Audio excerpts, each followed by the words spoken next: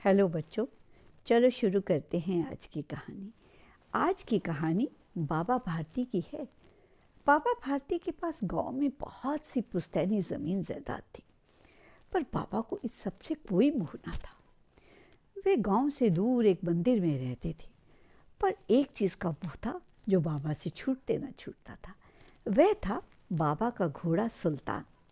बाबा को वो बहुत प्रिय था। जब तक शाम को बाबा सुल्तान की पीठ पर बैठकर एक चक्कर न लगा लेते, बाबा का दिन ही पूरा न होता। भाई बाबा हर एक से घोड़े की तारीफ करते। घोड़ा था भी लाजवाब। किसी को कहते, आंखें तो देखिए कितनी मासूम हैं, और चलता है तो मानो मोर नाच रहा हो। घोड़े की शोहरत दूर दूर तक फैल गई। बच्चों, ये उन दिनों की बात है जब डाकुओं की बहुत दहशत हुआ करती थी, और डाकुओं में भी खड़क सिंह के नाम से तो सब थर थर कांपते थे। खड़क सिंह के कान में भी घोड़े की शोहरत पहुंच गई। एक दिन वह बाबा के पास आया और बोला, बाबा, आपके घोड़े की बड़ी शोहरत सुनी है। बाबा ने खड़क सिंह को बहुत प्यार से बिठाया और बोला, हाँ हाँ, क्यों नहीं, घोड़ा है ही लाजवाब। खड़क सिंह ने कहा, हमें भी दिखाइए। तो बाबा खड़क सिंह को अस्तबल पर ले गए। घोड़ा देखते ही खड़क सिंह मोहित हो गया। बोला, बाबा, क्या मैं इसकी पीठ पर एक चक्कर लगा लूं? बाबा ने कहा, हाँ। और खड़क सिंह जो था घोड़े की पीठ पर बैठा और एक चक्कर लगा कर आया, और आकर उसने घोड़ा बाबा को वापस कर दिया। पर जाते जाते एक बात भूल गया। बोला, बाबा, इस घोड़े की आपको क्या ज़रूरत, ये तो हम जैसे लोगों के पास होना चाहिए। खड़क सिंह तो चला गया, पर बाबा के कानों में खड़क सिंह की आवाज़ गूंजती। बाबा को दहशत हो गई। बाबा ने अपनी खटिया अस्तबल के बाहर ही लगा ली और दिन रात सुल्तान की चौकीदारी करती। दिन महीने बीतने लगे, काफ़ी समय बीत गया। बाबा ने सोचा खड़क सिंह यूं ही कह गया होगा, और बाबा निश्चिंत हो गए।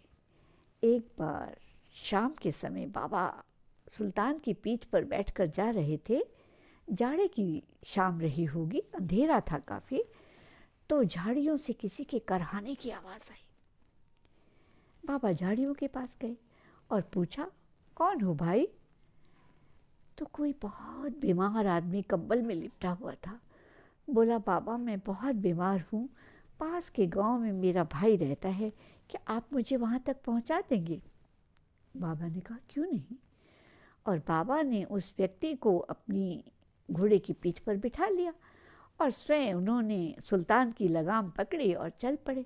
अभी कुछ ही दूर गए थे कि बाबा को जोर से झटका लगा और लगाम उनके हाथ से छूट गई। तो देखा कि वह व्यक्ति घोड़े को दन दनादन दौड़ाए चला जा रहा है। बाबा को समझते देर न लगी कि यह खड़क सिंह ही है। तब बाबा ने जोर से कहा, खड़क सिंह, घोड़ा लिए जाओ, पर एक बात सुनते जाओ।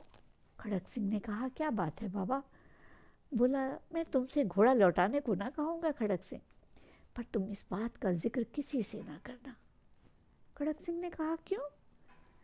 अगर लोग इस घटना को सुनेंगे तो कोई किसी दीन दुखिए पर, किसी परेशानी वाले व्यक्ति पर भरोसा नहीं करेगा और उसकी सहायता नहीं करेगा।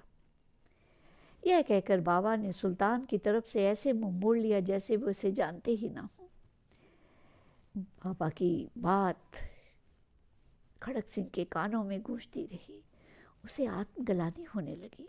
वह सोचने लगा, वह व्यक्ति जो घोड़े के बिना एक पल ना रहता था, वे लोगों के दुख दर्द के लिए उसने एक बार भी घोड़े के बारे में ना सोचा। काफ़ी समय बीत गया। एक दिन सुबह जब बाबा उठे तो उन्हें अस्तबल से घोड़े के हिनहिनाने की आवाज़ आई। देखा तो सुल्तान बंधा हुआ था। पापा जाके सुल्तान के गले से लिपट गए। दोनों बहुत रोए, और इस घटना के बाद खड़क सिंह का भी हृदय परिवर्तन हो गया। उसने अपना सारा जीवन लोक सेवा में लगा दिया।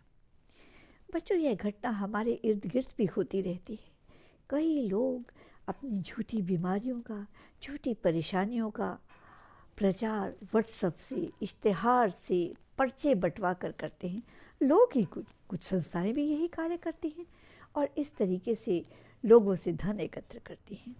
इससे इससे जो लोग वाकई ही परेशान हैं, जिन्हें वाकई ही मदद की ज़रूरत है, वे वंचित हो जाते हैं। हमें इस ओर जागरूक होना चाहिए तथा ये निश्चित करना चाहिए कि हमारी दी गई मदद सही व्यक्ति तक ही पहुंचनी चाहिए। तो बच्चों, ये थी छोटी सी कहानी। आपको कैसी लगी? आप अपने दोस्तों में से शेयर करो, लाइक करो, और बच्चों कमेंट सेशन में यदि आपको कहानी अच्छी लगी है तो एल ज़रूर लिखना। तो जल्द मिलूंगी आपके साथ एक नई कहानी के साथ। तब तक के लिए थैंक यू।